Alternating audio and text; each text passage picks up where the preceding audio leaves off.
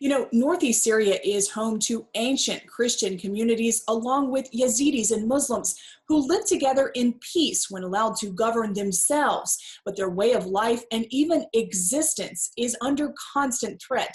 I'm joined by USERF Commissioner Nadine Mayenza, who's working to garner U.S. support in the region. Commissioner Mayenza, give us a sense of what Northeast Syria has been through over the past few years. It's great to be here. Thanks for having me, Jennifer. Northeast Syria is a place that has dealt with ISIS, a civil war, and most recently Turkey's invasion. And so they've been through a whole lot. I think that, we have been so impressed at USERF with the conditions that they have provided for religious freedom and the tolerance that they've provided. It's the best religious freedom conditions in the Middle East.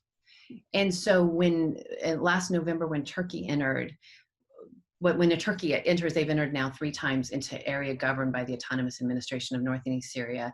And each time they've entered, they have come in and governed by taking away religious freedom and instituting really harsh Islamic ideology that goes against the religious freedom that the Autonomous Administration has been supporting in the region. And it's been a disappointment for the U.S. Commission to watch. So you say Turkey has come in 3 times and they take over this autonomous government. What does that look like? The one area in Afrin in particular where Turkey invaded first, they demolished, and just recently, in fact, in the last couple of weeks, there's been a lot of stories about them demolishing religious sites and even kidnapping Yazidi and Kurdish women and selling them into slavery. So some of the same crimes that ISIS had committed, Turkey has come in and it continued those same sort of atrocities.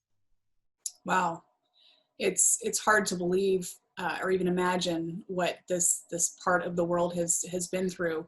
It's interesting to me that when they're allowed to govern themselves, that religious freedom flourishes. And it's really an extraordinary thing. You can't make people care about each other. You can't go into a country and make them follow the values that you think would be good for them. And you look at places like Afghanistan that we're leaving, we were never able to institute the kind of changes we hoped would happen.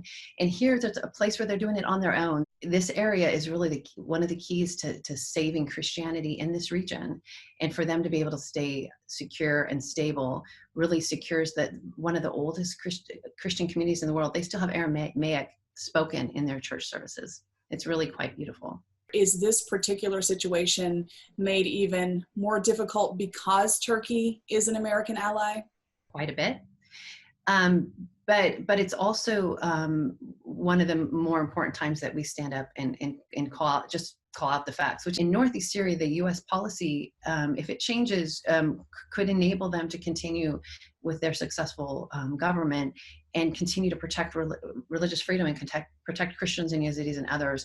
But if they fall because Turkey invades, and then Russia, I know is been mentioned as somebody that wants the oil fields, and Iran is on the ground there, and you have the Assad troops, you have all of these powers that would like Northeast Syria to fall. And if that was to happen, the consequence for religious freedom, in particular Christians, Yazidis, would be enormous. Commissioner Mayenza, thank you for the work you're doing, and thank you for joining us. Thanks so much for having me.